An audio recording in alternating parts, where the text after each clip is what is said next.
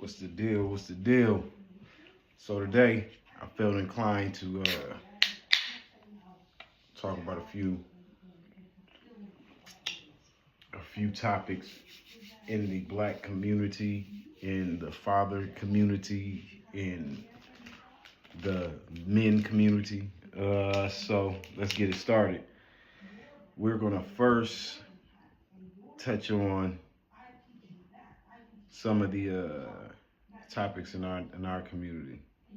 We always hear about breaking generational curses. You know what I mean? And with that, breaking generational curses could be a lot of different things. Depending on your situation, where you come from, and where you trying to land at. You dig what I mean? So with that, that could be educational goals. That could be employment goals. That could be lifestyle changes. A number of things, but generational curses are something that we deal with as a collective in individual family settings. You know what I mean? So with those, a lot of times it's about being present and being in the moment of being a parent, being a resilient man or woman, and making those decisions that most spend a lot of time analyzing and never follow through on those decisions. So, that's one of the things we can do to break generational curses. Um, a lot of times, we feel like these curses are on us that aren't they're not even on us either. We have a generational curse complex. Let's actually see, what's the percentage of black people who feel like we're dealing with generational curses.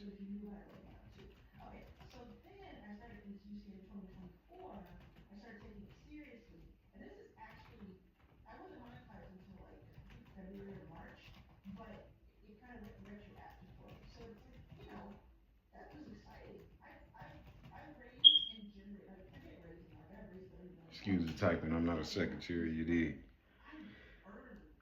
67% of people who identify with white open to discussing their mental health issues, close friends. Only 12% of those identify as black love the same way. It's not what we're looking for. It's not what we're looking for.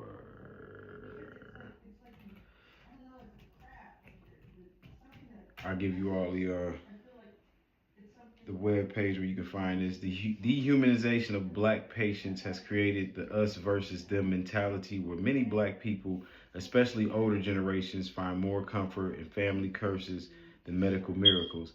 As a black person in America, it is hard to fully connect with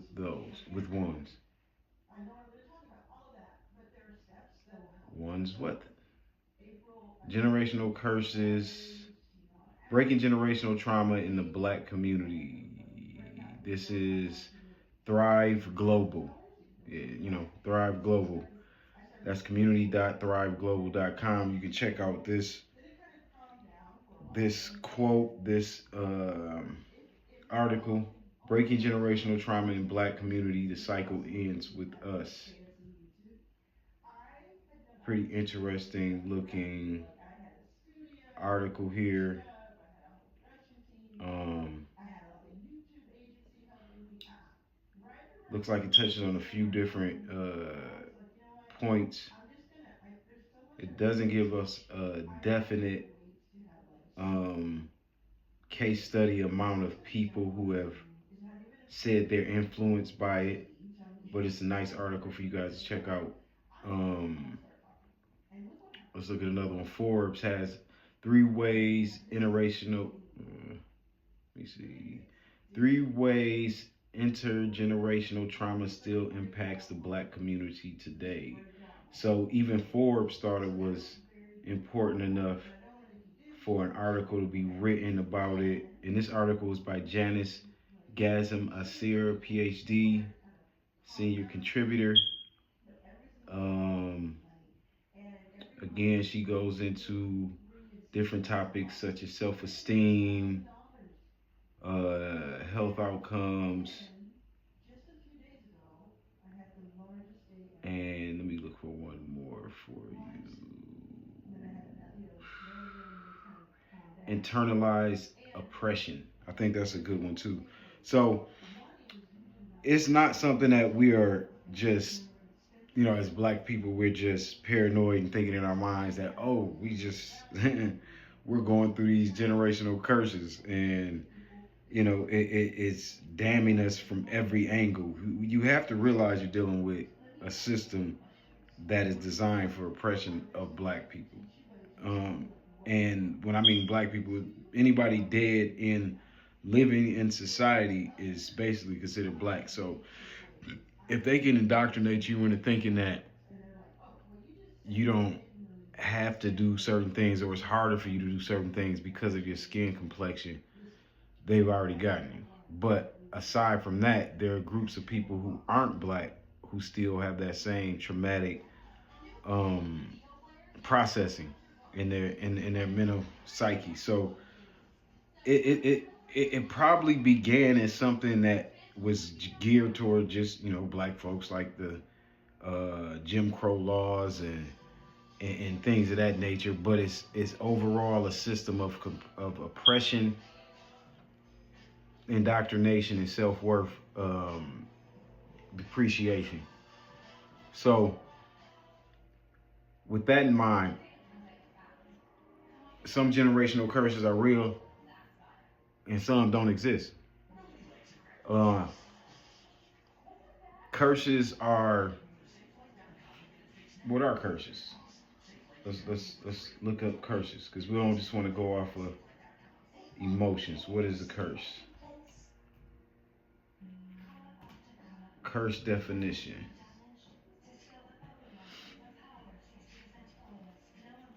A curse, a solemn utterance intended to invoke supernatural power to inflict harm or punishment on someone or something.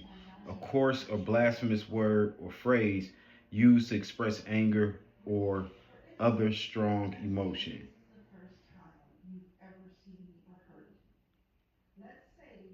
So when we look at what a curse is, it's not inherent that you're just going to be cursed. This is why the indoctrination has happened, because some of us wake up and understand we don't have to be in these cursed mindsets and things like that. So with that being said, when you don't when you don't think that you are cursed, you begin to think of different ways to prove that. Your subconscious does, and I mean that's a different conversation. A different conversation. Your consciousness, super conscious, subconscious, all of those things work in tandem. But when we dealing with the actual meat and potatoes of what's happening in America for melanated individuals, we got to realize that our fears and our pre uh, pre misconceptions of what life and manifestation is. So if they've already gotten you, you know, playing uphill, then you're going to have a mindset of I'm playing uphill.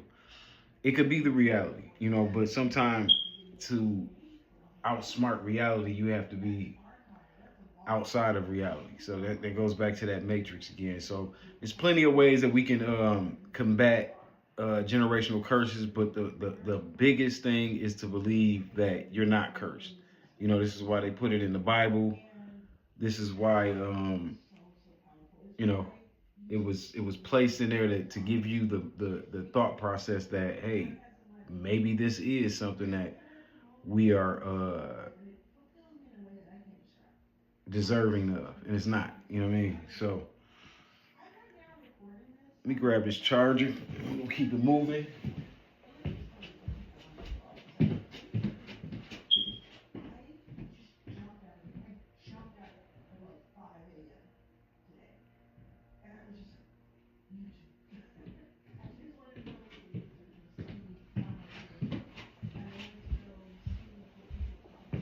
Right. Get this baby plugged in. Multiple phones. Something always going dead. I need to charge my watch. This is crazy. Alright, so we got juice on there. We good to go. Cancel. Alright, back. Keep our speaking points going. So generational curses, you know, it's you don't have to adhere to it. You know what I'm saying? You don't have to subscribe to that thought process. That's the biggest way to defeat generational curses. You dig?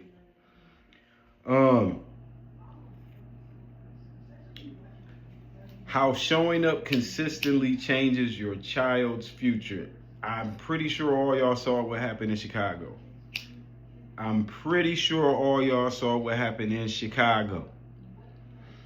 We have a mother protecting her child that's been getting bullied for a while. We got a whole slew of children on demon time. That's the type of time their parents probably on. You feel me? That's the type of time their parents probably on. So it was very embarrassing to see that video. You know what I'm saying? We talk about black on black crime, bullying, where we at today as a people, where we at today as a nation, a country. You tend to think that,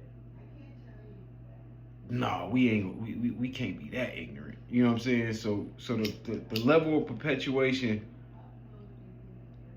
has to be in a positive direction.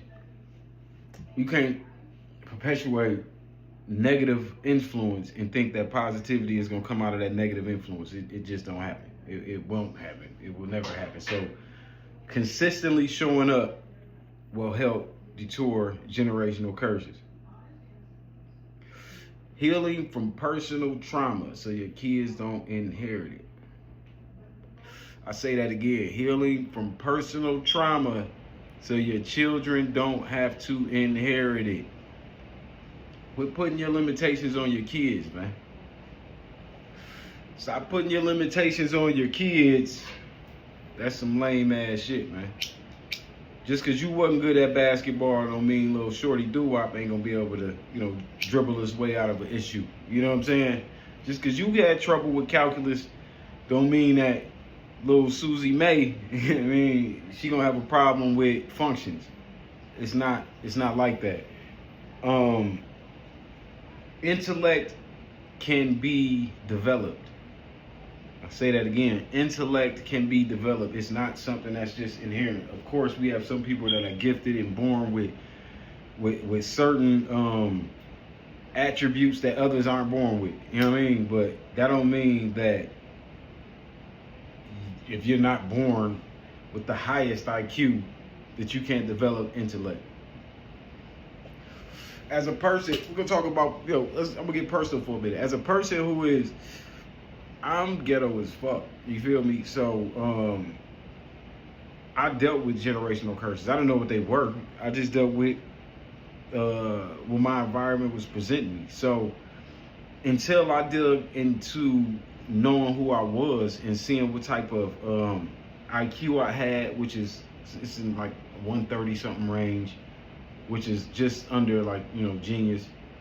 But unless I knew that about myself or how to go and do that research and how to test myself, I wouldn't have known that. I wouldn't have known what kind of company I was in with that IQ either. So once we expose our children, nephews, nieces, neighborhoods to different ways of thinking, then we can get some different results. So that's definitely one of the things, man. Like, you definitely have to always be a constant learner. You know what I'm saying? Intellect does not happen overnight. It takes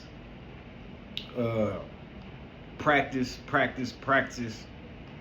And you may not ever be perfect with that practice, but you'll be good enough to have a marketable skill set in whatever you do. So that applies to showing up for workouts.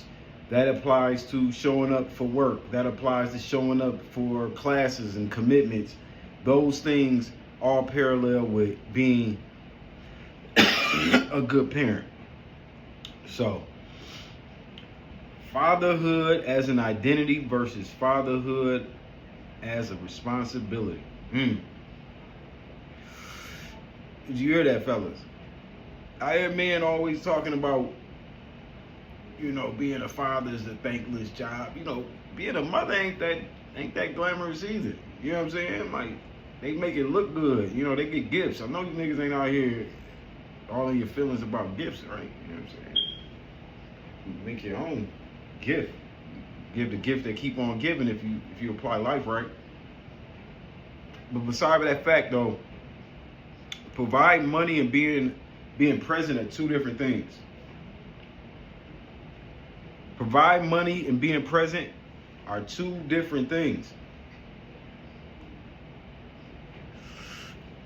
Who's teaching your child legacy? Your legacy. Who's teaching your child about your family crest, about your family expectations? If you leave your children to be raised by wolves, you can't get mad if they act like animals. Just, again, I know we seen that video. I know all y'all seen that video. Very heartbreaking moment. I thought we was past bullying. We supposed to be bullying the bullies. Shout out to my boy JFK. You feel me? All right, let's stay on track. Balancing work, grind, and emotional presence. Jeez. For all you people that get the Mondays, balancing work, grind, and emotional presence. Why are you fucking upset it's Monday? Go to work. Get them hours. Take that money and invest it in something else so you ain't got to have the same type of Mondays you've been having. You know what I mean? Brighten your Mondays up a little bit. Quit depending on summertime to bring sunshine. Straight up. Let you ponder on that for a minute, man. All right. Next bullet point. How becoming a father reshapes your purpose. I tell people all the time. You want to get your life together, raise your children correctly. That's it. That's all you have to do.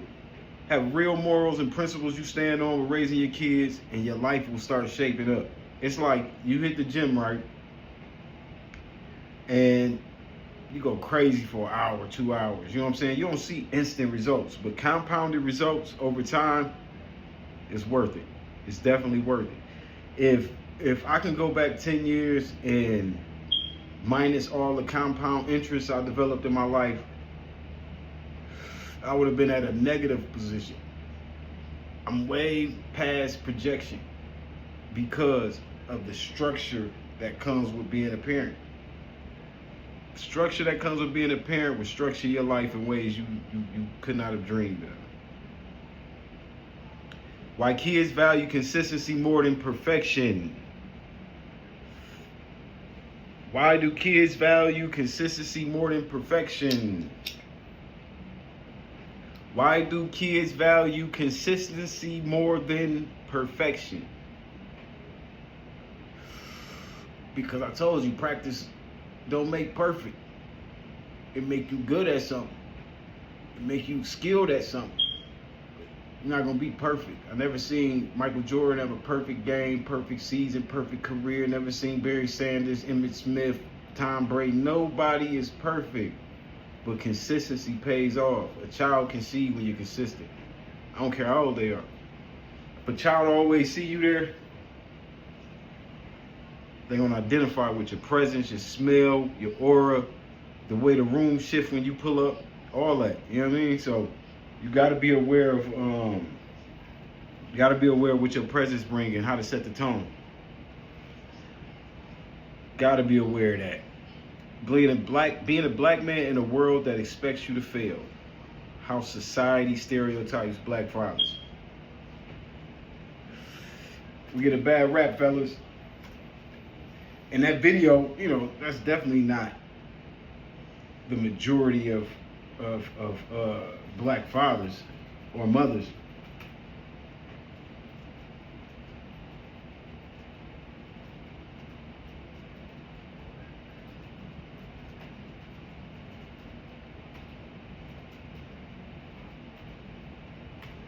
that was just some of the bad apples in the bunch. You feel me? That was something that we were surprised to see ourselves, because we thought we've come strides. Yeah, we got problems like every other ethnicity group. You know what I'm saying? But 70% of fathers live with their children and are involved in daily activities such as bathing, dressing, diapering, or helping with the toilet. I'm not one of those 70. I'm not gonna lie to y'all. I am one of the active fathers though. I'm active as hell, probably too active. You know what I'm saying? My kids would probably be like, he's too involved. He asks too many questions. He pops up all the time. Pause. But I just feel like, regardless of the structure, if you bring a child in this world, you have to navigate through that building. Regardless of the structure, if you bring a child in this world, you have to navigate through that building. You got to know the ins and outs, the double doors, the regular man doors, the basements, the attics, you know, how many layers of drywall are in that structure. Meaning, you have to be involved in that child's life. You feel me? So, just because you and the child's mother don't work out, you know what I'm saying, that don't mean that you're a weekend father. Weekend fathers are the weakest fathers. I say that again, weekend fathers are the weakest fathers. You have to be interrupted, and you have to learn to be interrupted. You know, my homeboy always tell me that, what is it again? What's that quote? It's it's escaping my mind right now, but an inconvenience is an unrecognized opportunity. Not saying that our children are inconvenienced, but how much do you feel like the inconvenience the mother of the children? It's like, it's normal. So you have to be as inconvenienced as you can be to create balance. You know what I'm saying? That also shows the child that you're present. Fuck dad here on a Tuesday for. Why dad trying to scoop me up on Tuesday? Why dad trying to holler at us on Thursday morning? It's Thursday evening. Why dad on our heads about we finna go out to eat? You gotta create different expectations. You know what I'm saying? You can't just, we've done the weekend things. We progressed through that. Now it's time to, you know, blend that time like we blend the families. You know what I mean? So the pressure to be strong all the time. I don't know if it's pressure to be strong all the time, or if we put the pressure on us to be strong all the time. But like, I don't know if that pressure is basically what I'm saying. I don't know if that pressure exists unless we put it there. I like Steven Jackson, you know what I'm saying? I like watching that Up in Smoke podcast when I can catch it. But he said, you know, we make love to pressure. Pressure create diamonds, you know. Pressure brings the heat up. Pressure makes us move a little bit more. You know what I'm saying? So pressure creates action. You know what I'm saying? Because we're trying to find a way, you know, to break free of that confinement. So I wouldn't put pressure on us. I would put expectation on us. If you can wake up with expectation every day, then you alleviate the pressure. If you can wake up with expectation every day, you alleviate the pressure. You know what I'm saying? The pressure is only there because of the doctrine, your fears. You got to be fearless. I didn't say go be a fool. I said be fearless. You know what I'm saying? Pick your battles wisely. Don't be afraid to battle, but know when you got the enemy beat. And you know, the enemy ain't another human being. It's the principles and shit that we face every day. You know what I'm saying? The silent battles men carry: stress, grief, responsibilities. As a man that lost his father earlier this year, late last year, not really specific on the date, don't know. I don't have time to get my grief out in one session. Much like any other human being. Don't mean, you know, no matter if you're a black man or black woman, you know what I mean? You grieve how you grieve. Stress, grief, that's you not being able to deal with detachment. That's you not being able to deal with letting seasons happen the way they happen. Some of us still stay here, some of us leave, and it's a filtering process. You know, it's very hard when a person loses their life prematurely, but whenever is there a good time. You know what I'm saying? So uh with that, we again we have to get back to not being afraid of detachment, not being afraid of breakups, not being afraid of job loss, not being afraid of loss of material, loss of ideas, losses that seem insurmountable, but at the end of the day, they help you with growth. You know what I mean? You can't be an adult and a child at the same time. You have to let go of childhood to embrace adulthood. So, you know, detachment and things like that help with the grieving process. Communication helps with the grieving process. Being silent but not talking to God only furthers whatever depression might be there, whatever stress might be there. You know, you gotta get that out. And even if you're talking to God, not even, but if you have the courage to talk to God in which who created you, you'll get a more impactful result. You know what I mean? And if you got a few friends or a therapist you can speak to, it's always good health practices to do that, so you're not spreading that negativity to other people. It's like, you know, we all go through fucked up shit. I know I go through fucked up shit all the time, but I don't exhibit that shit. You know, I'm not saying I don't go through my moments, but I just say I don't exhibit it. I'm not about to be out this bitch for motherfucking entertainment. You see Joe Pesci, do I abuse you? Bitch, that ain't the move. But the move is not also being silent and so stoic that you ain't talking to nobody. That's not good for your health. You know what I mean? So you have to be able to have that courage to speak to a therapist and speak to whoever you need to speak to, you know, to cross that bridge. Success hits different when the world expected you to fold. Success hits different when the world expected you to fold. Like, you, come on, man. You know when the world expected you to fold. When people look at you like, damn, you still here? You still alive and kicking? You know, you was around this motherfucker, man. So just know that even with the